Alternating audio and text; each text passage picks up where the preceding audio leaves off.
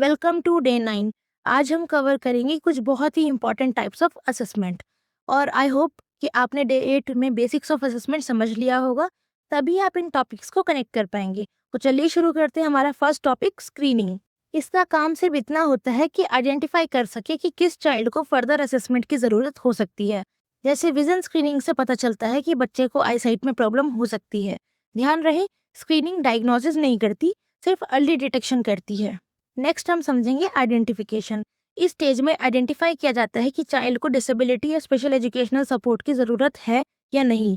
Example के लिए, teacher notice करता है कि चाइल्ड रीडिंग में कंसिस्टेंटली स्ट्रगल कर रहा है, तो उसे डिटेल्ड असेसमेंट के लिए रेफर किया जाता है। याद रखिए, स्क्रीनिंग के बाद आइडेंटिफिकेशन होता है और उसके बाद डायग्नोसिस होता है। अब आता है डायग्नोस्टिक असेसमेंट। इस असेसमेंट का पर्पस होता है कि प्रॉब्लम की एग्जैक्ट नेचर, कॉज या सीवियरिटी को समझना। For example, psychologist detailed testing के बाद डिस्लेक्सिया डायग्नोस करता है। इजी ट्रिक से समझेंगे तो ये कह सकते हैं कि डायग्नोस्टिक असेसमेंट आंसर करता है why is the child facing this difficulty.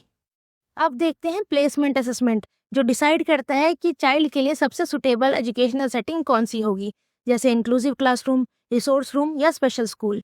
इसी असेसमेंट के बेसिस पर आईपी प्लानिंग भी की जाती है।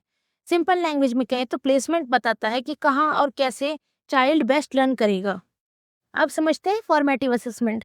ये टीचिंग के ड्यूरिंग होता है। इसका पर्पस होता है कि स्टूडेंट की प्रोग्रेस मॉनिटर करना और तुरंत फीडबैक देना। इसमें oral question, class work, quizzes, observations का यूज होता है। इसलिए फॉर्मेटिव असेसमेंट को कहते हैं असेसमेंट फॉर लर्निंग। अब देखते हैं समेटिव असेसमेंट। टीचिंग कंप्लीट होने के बाद ये कंडक्ट किया जाता है। इसका यूज ग्रेड्स देने, प्रमोशन और सर्टिफिकेशंस के लिए होता है। Final exams, annual exams, board exam इसके एग्जाम्पल है। याद रखिए, समेटिव असेसमेंट का मतलब है असेसमेंट ऑफ लर्निंग। अब देखते हैं कंटिन्यूस असेसमेंट। नाम से ही क्लियर हो जाता है कि असेसमेंट कंटिन्यूसली होता रहता है। Weekly quizzes, assignment, projects, classroom observations के थ्रू टीचर रेगुलर फीडबैक देता रहता है। वन लाइनर से याद रख सकते हैं, assessment is continuous, not a one time event. अब देखते हैं करिकुलम बेस्ड असेसमेंट, यानी सीबीए।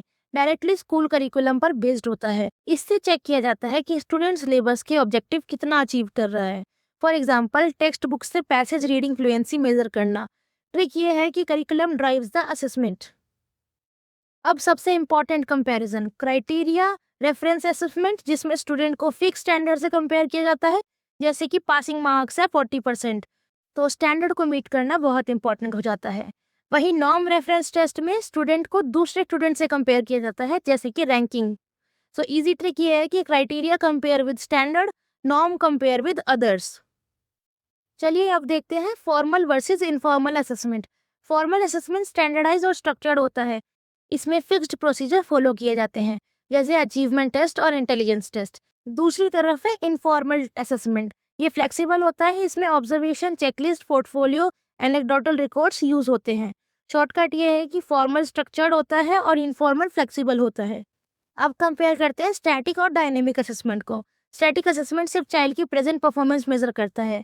इसमें टीचिंग या हेल्प नहीं दी जाती है, for example traditional written exam.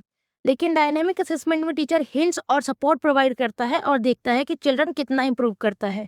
Golden trick ये है कि static, what the child knows now, and dynamic, how well the child learns with the support. अब बात करते हैं डायग्नोस्टिक और प्रोग्नोस्टिक असेसमेंट की। सबसे पहले डायग्नोस्टिक। ये असेसमेंट लर्निंग के शुरू होने से पहले या जब डिफिकल्टी आइडेंटिफाई करनी हो तब किया जाता है। इसका पर्पस होता है कि स्टूडेंट की स्ट्रेंथ, वीकनेसेस और लर्निंग गैप्स को समझना, ताकि टीचर इफेक्टिव इंस्ट्रक्शन प्लान कर सके।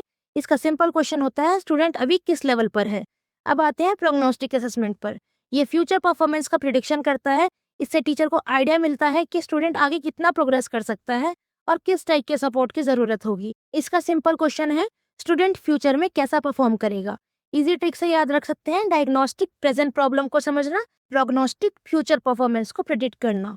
अब आपकी स्क्रीन पे शो हो रहे हैं एमसीक्यूज। आपको इनके ऑनेस्ट आंसर देने होंगे और मुझे ज़रूर बताइएगा कमेंट बॉक्स में कि आपने कितना स्कोर किया। Thanks for watching.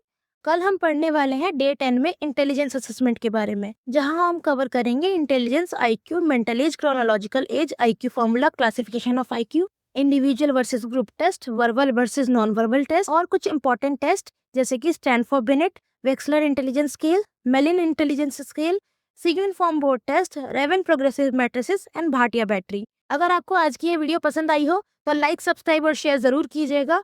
और आप बहुत अच्छा पढ़ रहे हैं। See you in the next class.